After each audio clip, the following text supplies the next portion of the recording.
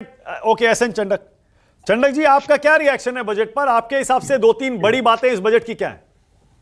देखिए, सबसे पहले तो जो आज समय की आवश्यकता थी, मैं कॉम्प्लीमेंट्स दूंगा सीतारमन जी को कि जो आज की आवश्यकता थी, जो ज्वलंत मुद्दे थे, पावर्टी और अनएम्प्लॉयमेंट, और सीतारमन जी ने उसको बहुत कुछ हैंडल करने की कोशिश की है। अब रिजल्ट कितने आएंगे ये तो देखिए समय ही बताएगा। जो उनका फोकस था, वुमेन, फार्मर, यूथ और पुअर, मैं समझता हूं उन्होंने काफी कुछ जस्टिस करने की कोशिश की है। देखिए, आज स्किल के लिए उन्होंने अच्छा काम किया है। 20 लाख यूथ को जो काम किया है, जैसे भी संदीप जी बता रहे थे, इंटर्नशिप वाला मैटर है। सबसे बड़ा होशियारी से काम ये किया कि इसमें गवर्नमेंट का पैसा भी नहीं लगेगा, कॉरपोरेट का सीएसआर में से इस काम को कर दिया। तो ये बहुत होशियारी से उन्होंने इस काम को किया है, और अगर ये पहल सक्सेसफुल हो गई तो आने वाले समय में इसको बढ़ाया जा सकता है। और जहां तक एम्प्लॉयमेंट की सवाल है, अपने यहाँ मल्टीनेशनल से लेके mid mid size company, small company बहुत सारी हैं, तो एबल लोगों को बहुत अच्छा चांस मिलेगा। जहां तक यूथ का सवाल है, जहां तक फार्मर का सवाल है, देखिए, नेशनल कोऑपरेटिव पॉलिसी बना दी, 1,52,000 करोड़ का एम्प्लॉयमेंट फंड बना दिया। फार्मर की जो इनकी गवर्नमेंट की स्कीम थी, प्राइम मिनिस्टर की इच्छा थी कि मैं फार्मर की इनकम डबल करूं, तो उस दिशा में भी इन्होंने काम किया है। देखिए, पोस्ट हार्वेस्ट के लॉसेज कम करने के लिए काम हुआ है। इधर डेयरी डेवलपमेंट के लिए अपने राष्ट्रीय गोकुल योजना बनाई है। फिशिंग के लिए भी काफी स्कीम दी है। तो बेसिकली ऑब्जेक्टिव यह है कि हमारा फार्मर की इनकम बढ़े, तभी इस देश की इकोनॉमी थोड़ी और ऊपर जाएगी। तीसरा सवाल देखिए, यूथ के लिए मैंने बताया, फार्मर के लिए बताया। अब आप समझिए, पुअर आदमी, गरीब आदमी के लिए जो इन्होंने किया है कि भाई बिना कोलेट्रल के भी उसको लोन मिल सकता है। तो ये सब चीजों से अल्टीमेटली हमारी इकोनॉमी बढ़ेगी। अच्छा, एम्प्लॉयमेंट के लिए भी नए जो एवेन्यू खोले हैं, और जो वुमेन के लिए जो काम किया है, वर्किंग वुमेन हॉस्टल बनाने का है, वुमेन स्पेसिफिक स्किलिंग प्रोग्राम बनाए हैं, तो अधिक से अधिक महिलाओं को भी हम इस क्षेत्र में लाएंगे। और अगर अधिक से अधिक महिलाएं भी काम करेगी तो हर इंडिविजुअल की इकोनॉमी इंपैक्ट बढ़ेगा।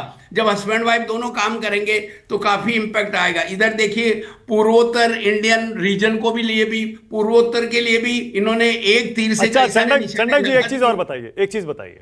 हाँ। इस बार चुनाव के जो नतीजे रहे, उसमें हाँ जी। बीजेपी बहुमत से नीचे आ गई, अपने दम पर बहुमत हाँ नहीं मिला। हाँ बात हाँ। हो रही थी 350-400 की। जी जी जी। उसके नतीजे के ठीक एक सवा महीने बाद जब ये बजट आया, लोग मान रहे थे कि ये पॉपुलिस्ट बजट हो सकता है, जी क्योंकि जी जी। सरकार ने, बीजेपी ने जो ग्राउंड खोया है उसको वापस पाने के लिए कुछ बड़ी घोषणाएं हो जाएंगी, लोक लुभावन वादे हो जाएंगे।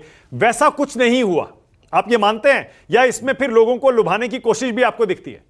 देखिए सर, इनको एक बात बताता हूं, इनको 5 साल काम भी करना है, अपने रिसोर्सेज को मैनेज भी करना है, लोक लुभावन बातें भी करनी है, रिजल्ट भी दिखाने हैं। एवरी ईयर रिजल्ट नहीं आएंगे तो बात चलेगी नहीं। इनको हो सकता है इनकी योजना 5 साल के बाद वापस 5 साल आने की हो बीजेपी को। तो अभी बीजेपी रियलिस्टिक बातों पे काम कर रही है, और मैं सोच रहा हूं जो ये चीजें करी है, इनसे डेफिनेटली इंपैक्ट आएगा, और वो इम्पैक्ट दिखना चाहिए। खाली फालतू की घोषणाएं करने से तो आजकल आपको पता है जनता बहुत समझदार हो चुकी है। अब फालतू की योजनाओं का टाइम खत्म हो चुका है। अभी तो रियलिटी, चाहे ये गवर्नमेंट हो चाहे कोई भी गवर्नमेंट आए, उसको काम करके दिखाना होगा। तो मेरे हिसाब से ओके, ये जो भी ओके, ऑल स्कीम राइट। लाई है। दिलीप, दिलीप, इस पर आपका भी एक कमेंट चाहता हूं मैं। लगता है आपको कि इसमें पॉपुलिज्म इस बजट में है, साथ ही साथ कुछ विजन भी है? मैं इस सब्जेक्ट पे सबसे ज्यादा मार्क देता हूं निर्मला को। पॉपुलिज्म बहुत कम है, और पॉपुलिज्म कम करना उचित होता है। इस बजट में जो जो निर्णय लिया है, ये रियलिस्टिक निर्णय है। Okay. मैं तो सिर्फ डिटेल्स, फुल स्टॉप और कॉमा के बारे में बात कर रहा था। रियलिस्टिक बजट में आंध्रा और बिहार को इससे ज्यादा पैसे नहीं मिल सकता है। वो एक मेरा पॉइंट।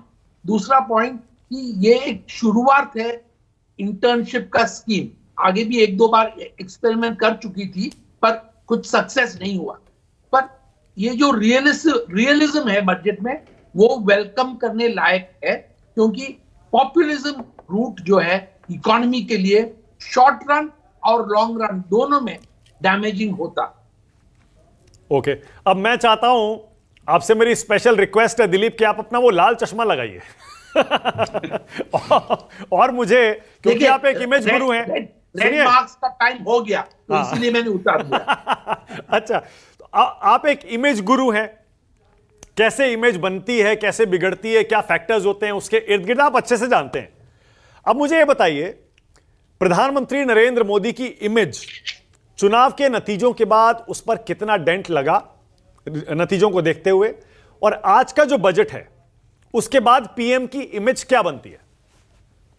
देखिए, पीएम का इमेज पोस्ट इलेक्शन उस पे जो धक्का लगा वो एक गिवन है, पर उन्होंने निर्मला सीतारामन पे ज्यादा बोझ नहीं दिया कि पॉपुलिज्म करके उनका इमेज ऊपर करे। मेरे ख्याल में ये एक मेजर्ड बजट है। कई चीजें इसमें है जिसमें यू टर्न्स हम देखेंगे। जैसे मैंने कहा, प्रथम यू टर्न तो एंजल टैक्स जिसमें गलत था उसको सही किया। तो ऐसे जो करेक्शंस होना है वो करना उचित है। मुझे लगता है कि एक अगर हम देखें, प्रधानमंत्री की जो कोशिश उचित होता कि एग्रीकल्चर सेक्टर पे थोड़ा सा और ध्यान देना उनके इमेज के लिए बहुत अच्छा होता और फायदेमंद होता देश के इकोनॉमी के लिए भी। Okay, all right.